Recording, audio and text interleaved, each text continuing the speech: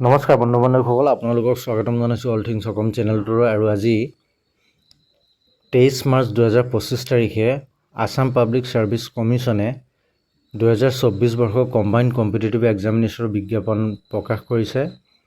আৰু ইয়াত আপোনালোকে দেখিবলৈ পাইছে 1 নম্বৰত আছে আছাম চিভিল ছাৰ্ভিচ জুনিয়ৰ গ্ৰেডৰ 45 আৰু 11টাৰ RFWৰ কাৰণে। তাৰ লগতে আছে আছাম পুলিচ ছাৰ্ভিচ জুনিয়ৰ গ্ৰেডৰ 20টা আৰু 4টা হ'ল RFWৰ কাৰণে। লেবাৰ অফিচাৰ আছে 2টা, ডিষ্ট্ৰিক্ট ট্ৰান্সপৰ্ট অফিচাৰ আছে 2টা, ব্লক ডেভেলপমেণ্ট অফিচাৰ আছে 9টা আৰু RFWৰ কাৰণে আছে 2টা। তাৰপিছত 6 নম্বৰত আছে assistant manager, assistant industries officer, superintendent of industries 23টা আৰু 4টা আছে RFWৰ কাৰণে। তাৰপিছত আছে assistant registrar of cooperative societies 2টা আছে। Assam finance service junior grade 2ৰ 26টা আৰু 5টা আছে RFWৰ কাৰণে। Assam urban administrative service junior grade তাৰ আছে 5টা। তাৰ লগতে আছে assistant research officer minority development board এটা আছে। আৰু ইনস্পেক্টৰ অফ টেক্সেছৰ আছে 51টা আৰু 13টা হ'ল আপোনাৰ RFWৰ কাৰণে। তাৰ লগতে ইনস্পেক্টৰ অফ লেবাৰ 10টা আৰু এটা হ'ল RFWৰ কাৰণে। ইনস্পেক্টৰ অফ এক্সাইজ 19টা আৰু RFWৰ কাৰণে 3টা। এছিষ্টেণ্ট এমপ্লয়মেণ্ট অফিচাৰ আছে 18টা আৰু 3টা হ'ল RFWৰ কাৰণে। ছাব ৰেজিষ্ট্ৰাৰ আছে 13টা আৰু 2টা হ'ল RFWৰ কাৰণে। আৰু Assam audit service assistant audit officer 16টা আছে আৰু 3টা আছে আপোনাৰ RFWৰ কাৰণে। মুঠ 262টা আৰু RFWৰ কাৰণে 51টা আছে। ইয়াৰ ভিতৰত এক্স ছাৰ্ভিচমেন যি আছে, এক্স ছাৰ্ভিচমেনৰ ক্ষেত্ৰত তেখেতসকলৰ 6টা পদ সংৰক্ষিত থাকিব আৰু PWD কেণ্ডিডেটৰ কাৰণে 5টা সংৰক্ষিত থাকিব। গতিকে যিসকলে প্ৰিপাৰেশ্যন কৰি আছে APSCৰ আপোনাৰ কম্বাইণ্ড কম্পিটিটিভ এক্সামিনেশ্যনৰ কাৰণে, বহুত আশাৰে বহুত দিন ধৰি বাট চাই আছিল বিজ্ঞাপন কেতিয়া প্ৰকাশ পাব। কিন্তু আজি 23 তাৰিখে বিজ্ঞাপন প্ৰকাশ কৰিছে। গতিকে আপোনালোকৰ যিসকলে অধিক আগ্ৰহেৰে বাট চাই আছিল তেখেতসকলে পূৰ্ণ প্ৰস্তুতি চলাব পাৰে এতিয়া।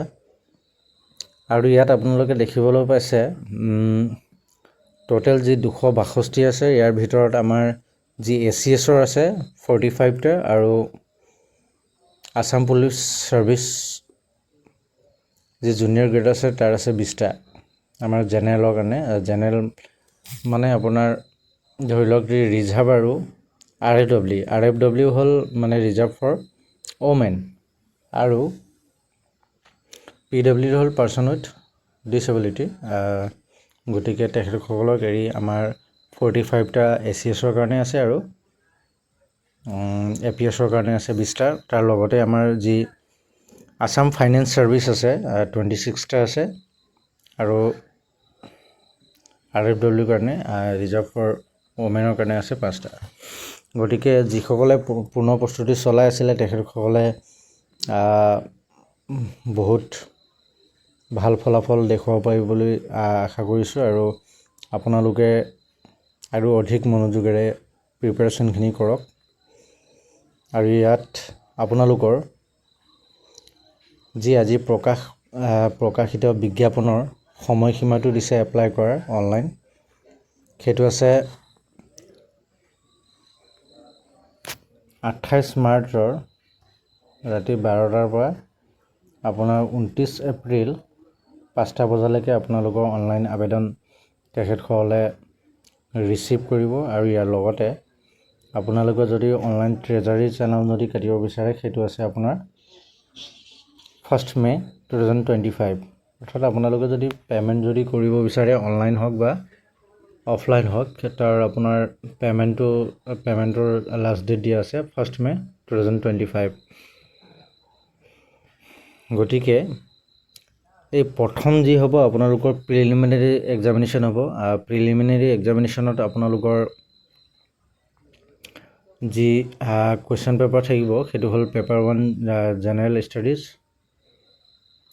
পেপাৰ 1 জেনেৰেল ষ্টাডিজ থাকিব আৰু পেপাৰ 2 আপোনালোকৰ জেনেৰেল ষ্টাডিজ 2 থাকিব। আৰু এই ক্ষেত্ৰত আপোনালোকৰ মাৰ্কছ থাকিব 200কে 400।